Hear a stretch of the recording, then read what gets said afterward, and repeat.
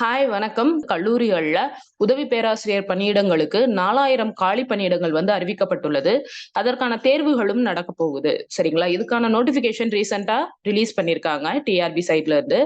Assistant professor in government arts and science colleges and colleges of education இருக்கு இல்லைங்களா? அதுல 4000 vacancy announce பண்ணதுல, pay scale வந்து முக்கியமா பார்த்தீங்க அப்படின்னா, 57,000த்துல இருந்து 1,82,000 வரை வந்து பே ஸ்கேல் ஃபிக்ஸ் பண்ணியிருக்காங்க. அது மட்டும் இல்லாம 2019ல போட்ட நோட்டிஃபிகேஷன் கேன்சல் ஆயிட்டு மறுபடியும் 5 வருடம் கழித்து 2024ல தான் வந்துட்டு மறுபடியும் அனௌன்ஸ் பண்ணியிருக்காங்க.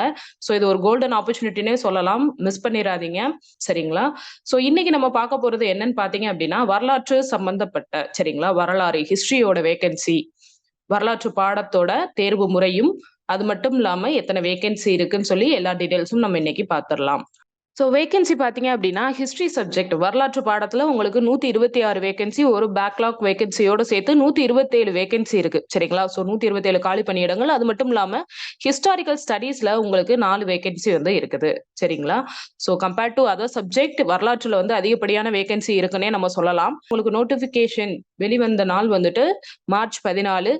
உங்களுக்கு அப்ளிகேஷன் ப்ராசஸ் நடக்க போற டைம் வந்துட்டு மார்ச் 28 டூ ஏப்ரல் 29. சரிங்களா? மார்ச் 28ல இருந்து ஏப்ரல் 29 வரை நீங்க வந்து அப்ளிகேஷன் வந்து ஆன்லைன் மோட்ல அப்ளை பண்ணலாம். அது மட்டும் இல்லாம டேட் ஆஃப் எக்ஸாமினேஷன் டென்டேட்டிவா மென்ஷன் பண்ணியிருக்காங்க. எக்ஸாக்ட்டான டேட் கிடையாது. மாறப்படலாம். சரிங்களா? இது மாற்றப்படுறதுக்கான வாய்ப்புகள் உண்டு. மா ஆகஸ்ட் 4ஆம் தேதி வந்து எக்ஸாமினேஷன் இருக்கும்னு சொல்லிட்டு அனௌன்ஸ் பண்ணியிருக்காங்க. Interview will be announced later அப்படின்னு சொல்லியிருக்காங்க. இந்த 4 மாதங்கள் நீங்க எப்படி படிக்க போறீங்க, எவ்வளவு ஹார்ட் ஒர்க் போட போறீங்களோ, அதுக்கான ரிசல்ட் உங்களுக்கு கண்டிப்பா கிடைக்கும்.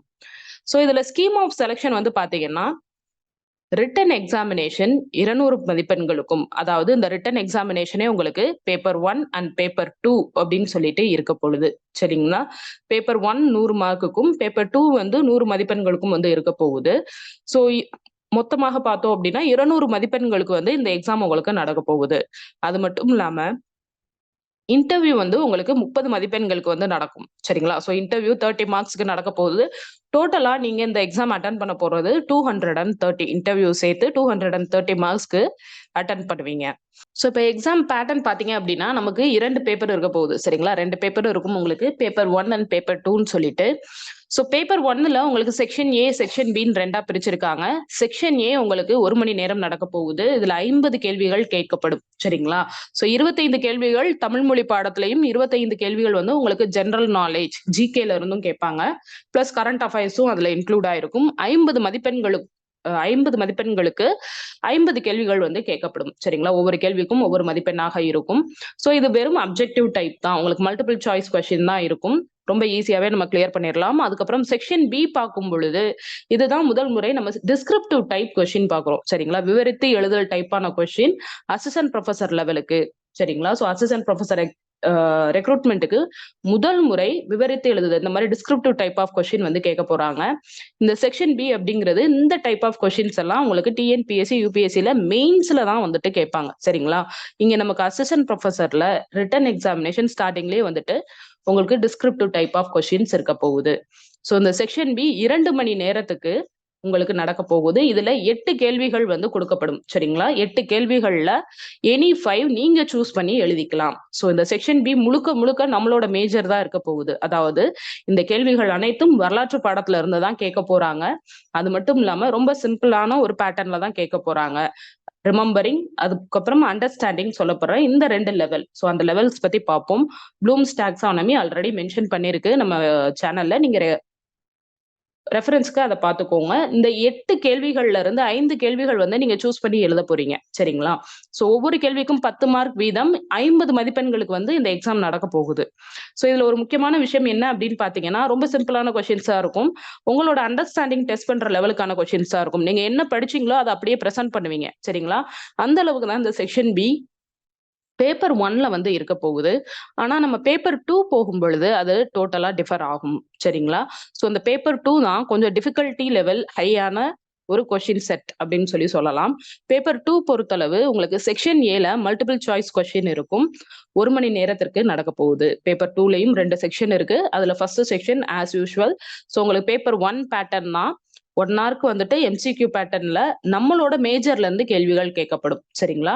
ஸோ ஹிஸ்டரி வரலாற்று பாடத்துல இருந்து 50 எம்சிக்யூ வந்து கேட்பாங்க. Each question carry 1 mark. சரிங்களா? ஸோ 50 மதிப்பெண்களுக்கு வந்துட்டு இந்த தேர்வு நடக்க போகுது. செக்ஷன் பி மறுபடியும் உங்களுக்கு 2 மணி நேரம். இந்த செக்ஷன் பி பேப்பர் 2ல இருக்கிற செக்ஷன் பி தான் உங்களுக்கு டிஃபிகல்டி லெவல் கொஞ்சம் ஹையா இருக்கும். ஸோ அனாலிட்டிக்கல், கிரிட்டிக்கல் திங்கிங் அத டெஸ்ட் பண்ற அளவுக்கான கொஸ்டின்ஸ் வந்து கேட்பாங்க. சரிங்களா? ப்ளூம்ஸ் டாக்ஸானமின்னு ஒரு பேட்டர்ன் இருக்கும். கொஸ்டின் பேப்பர் செட்டிங்காக இருக்கிற அந்த பேட்டர்ன்ல இருந்து ஹையர் ஆர்டர் திங்கிங் லெவல் அப்படின்னு சொல்லப்படுற ஒரு 4 லெவல்ல இருந்து உங்களுக்கு கொஸ்டின்ஸ் கேட்கப்படும். சரிங்களா? அனாலிட்டிக்கலாவும் கிரிட்டிக்கல் அனாலிசிஸ் கொஸ்டின்ஸ் நிறைய ஜாஸ்தியா கேட்பாங்க. Compare and contrast, differentiate between some principles இந்த மாதிரி வந்து கொஸ்டின்ஸ் வரும். ஆனா உங்களுக்கு பேப்பர் 1 செக்ஷன் பில ரொம்ப சிம்பிளா தான் வந்து கேட்பாங்க. சரிங்களா? ஸோ ரைட் த சேலியன் ஃபீச்சர்ஸ் இல்லைன்னா மென்ஷன் எலாபரேட் த சேலியன் ஃபீச்சர்ஸ் இந்த மாதிரி சேலியன் ஃபீச்சர்ஸ் ஆஃப் கான்ஸ்டிடியூஷன் இந்திய அரசியலமைப்பு இருந்துச்சுன்னா அதோட முக்கிய அம்சங்கள் பத்தி எழுது அப்படின்னு சொல்லிட்டு நம்ம என்ன படிச்சோமோ அதை எழுதுவோம். ஆனா உங்களுக்கு இந்த டிஸ்கிரிப்டிவ் டைப்ல டோட்டலா டிஃபர் ஆகும். இந்திய அரசியலமைப்பு சிறந்த அரசியலமைப்பு என்பதை நிரூபிக்கன்னு கேட்பாங்க. சோ அது நம்ம பெஸ்ட்ன்னு நம்ம கம்பேர் பண்ணி எழுதணும். மத்த கான்ஸ்டிடியூஷன் மத்த அரசியலமைப்பை விட எந்த அளவுக்கு இந்திய அரசியலமைப்பு ஒரு சிறந்த அரசியலமைப்பா இருக்கு அப்படின்னு நம்ம நிரூபிக்கணும். சோ அந்த மாதிரி கேள்விகள் வரும். கிரிட்டிக்கல் அனாலிசிஸ் சம்பந்தப்பட்ட கேள்விகள் அதிகப்படியா வரப்போற ஒரு பகுதி இந்த செக்ஷன் பி. செக்ஷன் பி தான் உங்களோட ஜாப்பை டிசைட் பண்ண போகுது.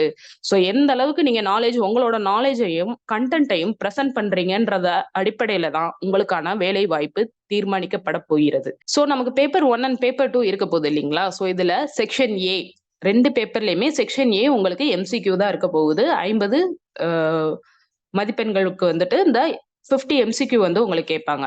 சோ ஒவ்வொரு கேள்விக்கும் 1 மார்க் வீதம். உங்களுக்கு 50 மதிப்பெண்களுக்கு இது இருக்க போகுது. இது கண்டிப்பா நம்மளால ஈஸியாவே அட்டெண்ட் பண்ண முடியும். ஆல்ரெடி ஆப்ஷன் இருக்கும். சீக்கிரம் நம்ம முடிச்சுருவோம். இந்த பேட்டர்ன் நமக்கு ரொம்ப பழக்கப்பட்ட பேட்டர்னே சொல்லலாம். ஆனா செக்ஷன் பி 2 மணி நேரத்துக்கு நடக்கும் இல்லைங்களா? அந்த 5 டிஸ்கிரிப்டிவ் கொஸ்டின் அது நீங்க எப்படி பிரசன்ட் பண்றீங்கன்றத பொறுத்து தான் உங்களோட வேலை தீர்மானிக்கப்பட போகிறது.